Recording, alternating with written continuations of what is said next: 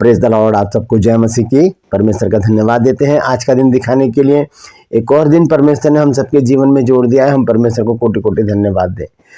एक नया संदेश लेकर मैं आपका दोस्त पास्टर राज मसीह आपके सम्मुख उपस्थित हूं और आप देख रहे हैं मेरा यूट्यूब चैनल जिसका नाम है ब्रदर राज मसीह। आज का जो संदेश है वो क्रिसमस से रिलेटेड है। क्रिसमस के विषय में बहुत सारे सवाल, बहुत सारी बातें, बहुत सारी अटकलें लगाई जाती हैं और विरोध भी होता है इसका। लेकिन ये वो त्यौहार है जो पूरे विश्व में मनाया जाता है। पूरी दुनिया इस त्यौहार को मनाती है, चाहे कोई से भी तबके के हों, कोई से भी कस्बे के हों, कोई से भी जाति के हों, कोई से भी पंथ के हों, कोई भी हो, वो सभी क्रिसमस को सेलिब्रेट करते हैं अपनी तरह से। क्यों? क्योंकि उस दिन हमारे उद्धारकर्ता का जन्म हुआ था। अब तारीख के ऊपर भी आर्गूमेंट होते हैं, तारीख के ऊपर भी बहस होती है, डिबेट होती है कि ये तारीख नहीं है, वो तारीख नहीं है, और बहुत सारी बातें हैं जो विरोधाभास उत्पन्न करती हैं। इन सब से परे हटकर जब हम बाइबल में पढ़ते हैं तो परमेश्वर का वचन हमें कुछ बातें समझाता है, बताता है। और आज हम इसी विषय पर बातचीत करेंगे। और एक सवाल है जो, जैसे कि मैंने बीते दिनों आपको बताया था कि जो ज्योतिषी थे उन्होंने पूछा कि यहूदियों का राजा जिसका जन्म हुआ है वो कहाँ है।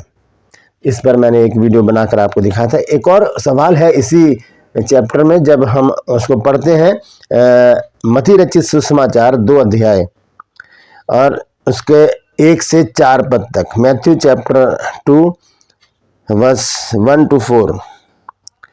यह लिखा है कि हेरोदेस राजा के दिनों में यहूदिया के बैतलहम में यीशु का जन्म हुआ तो देखो पूर्व से कई ज्योतिषी यरूशलेम में आकर पूछने लगे कि यहूदियों का राजा जिसका जन्म हुआ है कहाँ है, क्योंकि हमने पूर्व में उसका तारा देखा और उसको प्रणाम करने आए हैं। ये सवाल पूछा ज्योतिषियों ने, जिन्हें मजूसी भी कहा जाता है।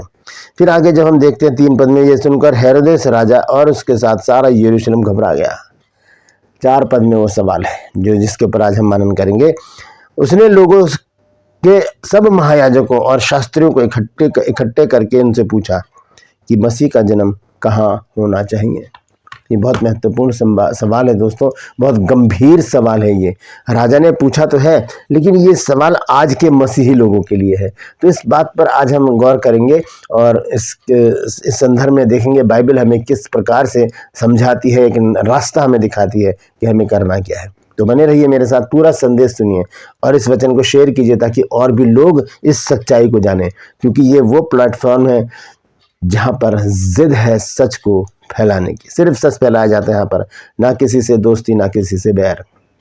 सिर्फ एक प्रेम है मसीही लोगों से, प्रेम है प्रभु के लोगों से, क्योंकि ये चैनल उन्हीं लोगों के लिए बनाया गया है ताकि उन तक बाइबल का सच पहुँचे। उन तक क्या पहुँचे? जो हमारे पास जो ये बाइबल है इसका सच लोगों तक पहुँच जाए। तो इस सच को फैलाने में मेरी मदद सहायता कीजिए, इस वचन को शेयर कीजिए ताकि और भी लोग इन बातों को जानें। Praise the Lord. क्रूपस में आज का सवाल इसी से संदर्भ है, क्योंकि क्रिसमस आ रहा है, अगले पखवाड़े में हम क्रिसमस मनाएंगे। तो यीशु का जन्म किस राजा के दिनों में हुआ था? कौन सा राजा था उन दिनों में जब प्रभु यीशु मसीह का जन्म हुआ? जानते हैं तो कमेंट्स में लिख दीजिए, नहीं तो डिस्क्रिप्शन में आपको इस सवाल का जवाब मिल जाएगा। बहुत से प्रभु के दास दासी हैं जिन्होंने जो सेवा में है, प्रभु की सेवा कर रहे हैं, फील्ड में हैं, चर्चेज लगाते हैं, एवेंजलिस्ट हैं बहुत सारे, जिन्होंने बाइबल कोर्स नहीं किया है, उनको मौका नहीं मिला और सेवकाई में आ गए। तो उनके लिए हमारे पास एक मौका है। हमारी जो बाइबल कॉलेज की बुक्स हैं वो उन्हें परचेस करके अपनी स्टडी कर सकते हैं। अगर आप स्टडी करना चाहते हैं, अपनी आत्मिक उन्नति चाहते हैं, तो इस नंबर पर मुझे व्हाट्सएप मैसेज कीजिए और लिखिए कि मुझे आपकी पुस्तकें चाहिए। आपको पूरी जानकारी उसी समय दी जाएगी।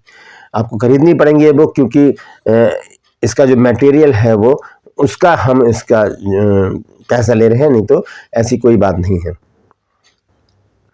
तो आपको पूरी जानकारी उसी समय मिल जाएगी। आप इन बुक्स को लेकर अपनी आत्मिक उन्नति कर सकते हैं, क्योंकि बहुत से लोगों ने इन किताबों को लिया है और आज वो उन्हें सीख कर आगे बढ़ रहे हैं और उनके मैसेजेस मेरे पास आते हैं और वो मुझे उत्साहित भी करते हैं। Praise the Lord. मैं आपसे गुजारिश करता हूँ मेरे इन चैनल्स को सब्सक्राइब कीजिए, बेल आइकन को दबाइए ताकि नोटिफिकेशन आपके पास पहुँचे, नया वीडियो, नई जानकारी बिना व्यवधान, बिना रुकावट के आपके पास पहुँच जाए। मेरे वीडियोस को लाइक कीजिए और शेयर कीजिए और कमेंट्स बॉक्स में आकर मुझसे ज़रूर बातचीत कीजिए। Praise the Lord. आइए आज एक प्रार्थना करेंगे, उसके बाद आज के वचन में चलेंगे। प्रभु जी, मैं धन्यवाद देता हूँ आज की सुबह दिखाने के लिए और विनती करता हूँ प्रभु, आज के वचन को भी शेयर करने में मेरी मदद सहायता कर। मेरे होठों को, मेरे दिल दिमाग को छू कर ब्लेस कर। मेरी आत्मा और मेरा शरीर तेरे ही कब्जे में रहे, ताकि बोलने वाला मनुष्य नहीं बल्कि तेरा आत्मा हो। जितने भी लोग इस वचन को देख रहे हैं, सुन रहे हैं, उन सब पर मैं तेरी आशीष बोलता हूँ प्रभु जी। हर एक को आशीषित कर, हर एक की रोग बीमारी चिंता परेशानी को अपने सामर्थ्य नाम के द्वारा दूर कर दे प्रभु। बहुत से घरों में लड़ाई झगड़े हैं, मनमुटाव है, बांझपन है, कर्जा है, नशा है, बेरोजगारी है प्रभु जी, बुरी बुरी बीमारियां हैं प्रभु जी, दुष्ट आत्माएं हैं मेरे परमेश्वर, तलाक की समस्या है। ये सब चीजें दूर कर मेरे प्रभु, ताकि तेरे बच्चे भला चंगा रहकर तेरी महिमा कर सके। बहुत से लोग हैं जो खो गए हैं, उन्हें अपनी निगरानी में उनके घरों तक पहुंचा प्रभु, ताकि उन घरों में भी आनंद मनाया जाए। धन्यवाद देता हूं प्रभु, तूने मेरी इस प्रार्थना को भी सुन लिया। प्रभु यीशु मसीह के नाम से मांगता हूं, आमीन। Praise the Lord. तो आइए समय को खराब ना करते हुए जल्दी से आज के वचन को हम शुरू करेंगे। वचन है कि यीशु का जन्म कहाँ होना चाहिए। ये क्रिसमस का एक भेद है बहुत बड़ा, कि क्रिसमस जो हम मना रहे हैं उसका जो बेस है वो क्या है, क्रिसमस का बेस क्या है, उसका अर्थ क्या, उसका मतलब क्या है। तो एक गंभीर समस्या है यहाँ पर। राजा ने पूछा, डर गया है राजा ये सुनकर कि एक राजा पैदा हो गया। लिखा है कि यरूशलेम और राजा और यरूशलेम पूरा घबरा गए कि कौन सा राजा पैदा हो गया भाई। तो फिर राजा ने पूछा कि यीशु का जन्म कहाँ होना चाहिए, मसीह का जन्म कहाँ होना चाहिए, क्योंकि ये भविष्यवाणियां सब जानते थे कि कुंवारी गर्भवती होगी और पुत्र जनेगी, उसका नाम यीशु रखा जाएगा। तो राजा ने पूछा कि मसीह का जन्म कहाँ होना चाहिए। सवाल तो बहुत गहरा है और इसका जवाब भी है, क्योंकि जब हम बाइबल पढ़ते हैं तो बाइबल बहुत सारे सवालों का जवाब हमको देती है। यहाँ पर हम इस सवाल को अगर देखें ध्यान से, अगर गंभीरता से देखें, तो ये सवाल मसीहों के लिए है, जो परमेश्वर के लोग हैं, जो वचन पढ़ते हैं, जो चर्च जाते हैं, जो मसीहत में आगे बढ़ रहे हैं, उनके लिए ये सवाल है। आप बताएं कि मसीह का जन्म कहाँ होना चाहिए। अभी मैं आपसे ये सवाल पूछ रहा हूँ, अभी कमेंट्स कीजिए कि यीशु का जन्म कहाँ होना चाहिए। आगे चलकर तो मैं बता दूंगा, आगे इसका जवाब मत दीजिएगा, अभी लिखिए यहाँ पर जितने भी लोग आप देख रहे हैं शुरुआत में। तो मसीह का जन्म कहाँ होना चाहिए लिखा है यहाँ पर 4 पद में। उसने लोगों के सब महायाजकों और शास्त्रियों को इकट्ठे करके उनसे पूछा कि मसीह का जन्म कहाँ होना चाहिए। मैंने आपको बीते दिन बताया कि बाइबल जो है सवालों से भरी पड़ी है, बहुत सारे सवाल हैं बाइबल में। पहला ही सवाल परमेश्वर ने आदम से पूछा था कि हे आदम तू कहाँ है। यीशु मसीह ने अंधे भिखारी से पूछा कि तू क्या चाहता है मैं तेरे लिए करूं। तो इसी तरह से ज्योतिषियों ने आकर राजा से पूछा कि यहूदियों का राजा जिसका जन्म हुआ है वो कहाँ है। उसी तरह राजा हेरोदेस ने सवाल किया। राजा हेरोदेस ने जो सवाल किया वो सवाल है कि मसीह का जन्म कहाँ होना चाहिए, कहाँ होना चाहिए। Praise the Lord. तो आइए इसको विस्तार से देखेंगे। हम देखेंगे सबसे पहले मत्ती रचित सुसमाचार 2 अध्याय और इसका 4 पद देखेंगे। यहाँ पर राजा कहता है, और उसने लोगों के महायाजकों और शास्त्रियों को इकट्ठा करके उनसे पूछा कि मसीह का जन्म कहाँ होना चाहिए। ये बहुत गंभीर सवाल है। हम जब अब कैरल सिंगिंग निकाल रहे हैं लोग, क्योंकि बहुत सी जगह से मैं सुन रहा हूँ कि लोग जा के घरों में रातों को जाकर कैरल सिंगिंग निकाल रहे हैं और गाने गा रहे हैं। तो उसमें एक गाना हम गाते हैं हमेशा, तेरा हो अभिषेक अमन के राजकुमार, आज हमारे दिलों में जन्म ले हे प्रभु यीशु महान, दिल में जन्म ले। ये गाते हैं हम गाना के, आज हमारे दिलों में जन्म ले हे प्रभु यीशु महान। तो दिलों में जन्म कैसे ले लेगा प्रभु। आइए एक वचन देखते हैं, उसके बाद धीरे धीरे आगे बढ़ेंगे। हम देखेंगे 2 कुरिन्थियों 6 अध्याय और उसका 14 पद से मैं पढ़ूंगा। यह लिखा है, अविश्वासियों के साथ असमान जुए में ना जुतो, क्योंकि धार्मिकता और अधर्म का क्या मेल जोल, या ज्योति और अंधकार की क्या संगति, मसीह का बलियाल के साथ क्या लगाव, या विश्वासी का अविश्वासी के साथ क्या नाता, और मूर्तों के साथ परमेश्वर के मंदिर का क्या संबंध, क्योंकि हम तो जीवते परमेश्वर का मंदिर है। जैसे उसने कहा है कि मैं उनमें बसूंगा, मैं उनमें चला फिरा करूंगा और मैं उनका परमेश्वर होऊंगा और वो मेरे लोग होंगे। ध्यान से सुनिएगा, यहाँ पर जो ऊपर जो कुछ बातें लिखी हैं वो बहुत गंभीर है। लिखा है कि अविश्वासियों के साथ असमान जुए में ना जुटे। असमान जुआ मतलब जो जुआ जो बैलों के कंधे पे रखा जाता है, जब हल चलाता है किसान तो वो जुआ होता है, दोनों बैलों के कंधे पर रखा जाता है और उसमें बीच में हल लगा होता है ऐसे, और किसान क्या करता है, बैलों को हाँक कर हल जोतता है और वो बैल जब आगे चलते हैं जुए के सहारे, तो दोनों बैलों का जो बराबरी होती है तभी वो जो जुआ है वो सही बैठ सकता है। जैसे कि अगर ऐसे देखें, यहाँ पर ये मैंने स्केल लगाया है तो इस तरह से वो सही बैठेगा। अगर ये बैल छोटा हुआ तो ये क्या होगा, ये जुआ सही नहीं बैठेगा। ये बैल छोटा हुआ तो नहीं बैठेगा। इनको बराबरी में होना बहुत ज़रूरी है, बराबरी में होना ज़रूरी है ताकि जुआ जो है वो फिट बैठे, और जब वो दोनों चलें तो क्या होगा, वो हल अच्छी तरह से चला सकेगा किसान। और अगर ऐसे हो, उल्टा हो, एक का मुंह इधर है और एक का मुंह इधर है, तब भी ये जुआ फिट नहीं बैठेगा। तब ऐसे हो जाएगा, ये ऐसे हो जाएगा, तब हल नहीं जुत सकता, खेत नहीं जुत सकता, हल नहीं चल सकता। तो लिखा असमान जुए में हमें नहीं जुतना है। हल जुते का ही नहीं, वो जुआ हमारे काम का ही नहीं आएगा, परमेश्वर के किसी काम का नहीं, क्योंकि वचन कहता है कि बुरी संगति अच्छे चरित्र को बिगाड़ देती है। तो हम अपनी संगति को ध्यान से देखें, हम किन की संगति में रहते हैं। तो असमान जुए में लिखा, अविश्वासियों के साथ असमान जुए में ना जुतो, क्योंकि धार्मिकता और अधर्म का कोई मेल जोल नहीं है। हम धार्मिक हैं, हम अधर्मी लोगों के साथ बैठेंगे तो हम वैसे हो जाएंगे एक दिन। हमें करना क्या, उन्हें बदलने की कोशिश करनी चाहिए। आगे देखेंगे, लिखा है और ज्योति का अंधकार,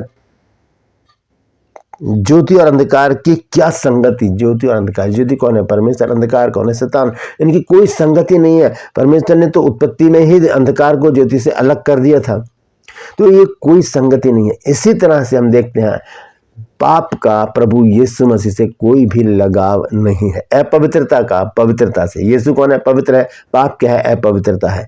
तो इन दोनों का कोई भी मेल नहीं है। अब इस शरीर में पाप है तो क्या यीशु मसीह उसमें जन्म ले सकता है, नहीं लेगा। अब किस तरह की बातें शरीर में है, आइए देखेंगे। मरकुस रचित सुसमाचार, मरकुस रचित सुसमाचार 7 अध्याय, और हम पढ़ेंगे उसका 20 पद से। मार्क चैप्टर 7 वर्स 20, 21, 22, 23 लिखा है, फिर उसने कहा, जो मनुष्य में से निकलता है वही मनुष्य को अशुद्ध करता है, क्योंकि भीतर से अर्थात मनुष्य के मन से बुरी बुरी चिंता, व्यभिचार, चोरी, हत्या, परस्त्रीगमन, लोभ, दुष्टता, छल, लुचपन, कुदृष्टि, निंदा, अभिमान और मूर्खता निकलती है। ये सब बुरी बातें भीतर ही से निकलती हैं और मनुष्य को अशुद्ध करती हैं। जो हम खाते हैं वो हमें अशुद्ध नहीं करता, हाँ वो तो प्रार्थना करते हैं, वो सब चीजें शुद्ध हो जाती हैं, लेकिन जो अंदर से निकलती हैं चीजें वो हमें अशुद्ध करती हैं। यहाँ पर सारी बातें प्रभु यीशु मसीह ने हमें लिखकर बता दी। तो वो चीजें अगर अंदर हैं, अब देखिए, अगर व्यभिचार अंदर है, यहाँ पर लिखा है, क्योंकि भीतर से अर्थात मनुष्य के मन से बुरी बुरी चिंता। अगर बुरी बुरी चिंता तो क्या यीशु का जन्म यहाँ हो जाएगा, नहीं होगा।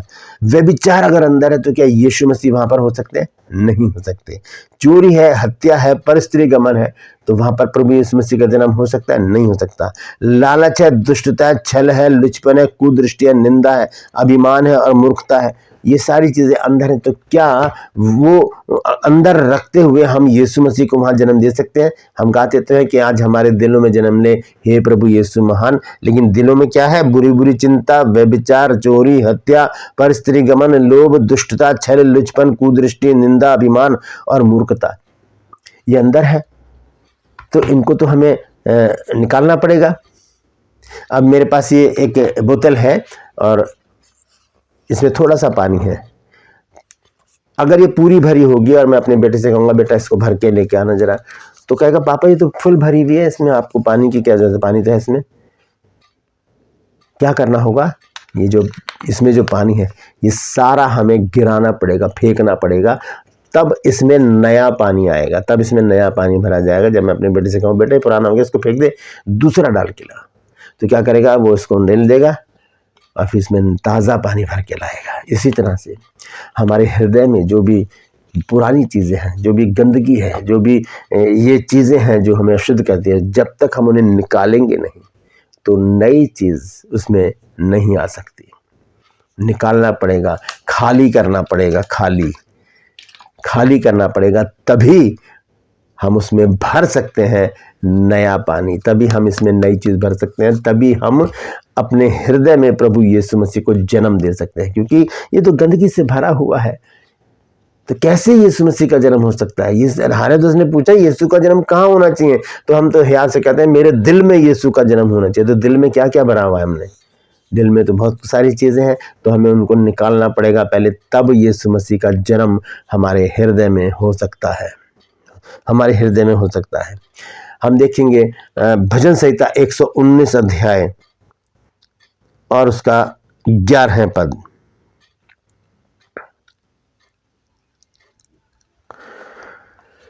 करना क्या है हमको, मैं वो बताने जा रहा हूं। जब हम प्रभु से अलग होते हैं, जब हम प्रभु को जानते भी नहीं, तो हम अपने जीवन को अपनी इच्छा के अनुसार गुजारते हैं, हम जैसा चाहते हैं वैसा करते हैं, अपनी मस्ती में जीते हैं, हम गालियां दे रहे हैं, नशा कर रहे हैं, लड़ाई झगड़े कर रहे हैं, और पता नहीं कैसा एक अजीब सा घुटन भरा जीवन हम जी रहे हैं। लेकिन क्या होता है, अचानक प्रभु यीशु मसीह के बारे में हमें कोई बताता है, हमारा जीवन ही बदल जाता है।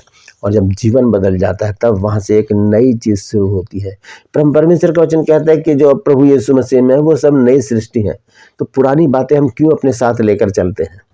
पुरानी बातें क्यों लेकर साथ चलते हैं? हमें उनको दफनाना पड़ेगा, उनको हटाना पड़ेगा, उन्हें दूर करना पड़ेगा, ताकि प्रभु का, मसीह का जन्म हमारे हृदय में हो सके। एक बार एक पास्टर जी, क्या हुआ, मैंने एक बार पीछे दिनों भी एक कहानी सुनाई थी आपको, कि एक पास्टर जी ने जब किसी को जब बपतिस्मा दे रहे थे तो उसको डुबोने लगे ऐसे, तो उसने अपना हाथ ऐसे ऊपर कर लिया। बोला कि पास्टर जी ने कहा, भाई क्या कर रहे हो, ये पूरा आपको डूबना है? कह रहा, नहीं पास्टर जी, मुझे अभी किसी से बदला लेना है, इसलिए मैंने अपना हाथ ऊपर रखा है। तो ये तो नहीं चलेगी ना, ऐसी बात नहीं चलेगी। ये धार्मिकता है, ये सांसारिकता नहीं है, ये समाज नहीं है, ये हमारा घर नहीं है, ये धार्मिकता का जीवन है। यहाँ पर वही करना पड़ेगा जो परमेश्वर कहता है। हमें अपने हृदय को पवित्र करना पड़ेगा, ताकि मसीह का जन्म यहाँ पर हो सके। भजन संहिता 119 और उसका 11 पद हमें बताता है, लिखा, मैंने तेरे वचन को अपने हृदय में रख छोड़ा है कि मैं तेरे विरुद्ध पाप ना करूं। जब उसका वचन हमारे हृदय में होगा, तब कोई पाप हमसे नहीं होगा। वचन क्या है? वचन परमेश्वर का वो बीज है जो फूट निकलता है और 30, 60, 100 गुना फल लेकर आता है। कहाँ पर? जो जमीन फलवंत होती है वहाँ पर। अब ज़मीन में तो पत्थर है, ज़मीन में तो चिंताएं हैं, ज़मीन में तो व्यभिचार है, ज़मीन में तो गंदे काम है, लुचपन है, मूर्ति पूजा है, टोना, बैर, झगड़ा, फूट, बिधर्म, ढा, मतवाला पर लीला किड़ा है। तो ऐसी भूमि पर क्या है, ये फूल नहीं लगेंगे, ये बीज नहीं फूटेगा, ये फलवंत नहीं होगा, ना यीशु मसीह का जन्म यहाँ पर होगा। इस भूमि पर होना चाहिए प्रेम, शांति, धीरज, कृपा, भलाई, विश्वास, नम्रता और संयम। ये अगर भूमि इनसे सुसज्जित है, तो यीशु का जन्म शर्तिया हमारे हृदय में होगा। राजा हेरोदेस ने सवाल किया कि मसीह का जन्म कहाँ होना चाहिए? अपने हाथों को उठा के कहिए कि मेरे हृदय में यीशु का जन्म होना चाहिए। मेरे हृदय में यीशु का जन्म हो चुका है, क्योंकि मैंने अपने हृदय को प्रभु यीशु के लहू से पाक साफ कर लिया है और उसके वचन को अपने हृदय में रख छोड़ा है। Praise the Lord. यीशु के नाम से आमीन। छोटी सी प्रार्थना कीजिए। परमेश्वर पवित्रता से जीवन जीने में आपकी मदद करेंगे। आपको थोड़ा संयम रखना पड़ेगा, परमेश्वर की संगति में, परमेश्वर के लोगों की संगति में रहना पड़ेगा, तभी जाकर हम यीशु को अपने हृदय में जन्म दे सकते हैं। राजा हेरोदेस ने पूछा, यीशु का जन्म कहाँ होना चाहिए? मेरे हृदय में होना चाहिए, क्योंकि मैंने उसे उसके लायक बना लिया है। Praise the Lord. परमेश्वर इन वचनों के द्वारा हम सबको आशीष दे। यदि आज आपने कुछ नया सीखा है तो कमेंट्स में ज़रूर लिखिए और इस वचन को शेयर कीजिए, ताकि और भी लोग इन बातों को जान सकें। कृपा में आज का सवाल है कि यीशु का जन्म किस राजा के दिनों में हुआ था? कौन सा राजा राज्य कर रहा था उन दिनों में जब यीशु का जन्म हुआ? जानते हैं तो कमेंट्स में लिख दीजिए, नहीं तो डिस्क्रिप्शन में आपको इस सवाल का जवाब मिल जाएगा। बहुत से पास्टर लोग जो हैं प्रभु के दास दासी सेवकाई में है, लेकिन उन्होंने कभी बाइबल कॉलेज अटेंड नहीं किया, कभी सेमिनरी नहीं की, तो आपके लिए मेरे पास एक ऑफ़र है। ये मेरा नंबर है, इस पर आप मुझे मैसेज कीजिए कि आपकी पुस्तकें हमें चाहिए। उसी समय आपको पूरी जानकारी दी जाएगी। जो मेरा विजन है उसके लिए प्रार्थना करते रहिए। और यदि परमेश्वर आपके मन में कुछ डालता है तो ज़रूर आगे आइए। डिस्क्रिप्शन में मेरा अकाउंट नंबर है, उसमें आप अपनी धनराशि डाल सकते हैं ताकि हम जल्दी से जल्दी इस प्रोजेक्ट को पूरा करें। Praise the Lord. मेरे चैनल्स को सब्सक्राइब कीजिए, बेल आइकन को दबाइए ताकि नोटिफिकेशन आपके पास पहुंचे, नया वीडियो, नई जानकारी बिना व्यवधान बिना रुकावट के आपके पास पहुंच जाए। मेरे वीडियोस को लाइक कीजिए और शेयर कीजिए और कमेंट्स बॉक्स में आकर मुझसे जरूर बातचीत कीजिए। आज के लिए बस इतना ही, फिर मिलूंगा एक नए संदेश के साथ, एक नया वीडियो लेकर। तब तक के लिए मुझे इजाज़त दीजिए, लेकिन अपना और अपनों का ख्याल रखिए। और अगर आपसे पूछे कि यीशु का जन्म कहाँ होना चाहिए, अगर आपसे कोई पूछे कि यीशु का जन्म कहाँ होना चाहिए, तो हियाव से कहिए मेरे हृदय में, क्योंकि मैंने यीशु के लहू से इसे पाक साफ कर दिया है और उसके वचन को अपने हृदय में रख छोड़ा है। Praise the Lord. परमेश्वर आप सबको आशीष दे।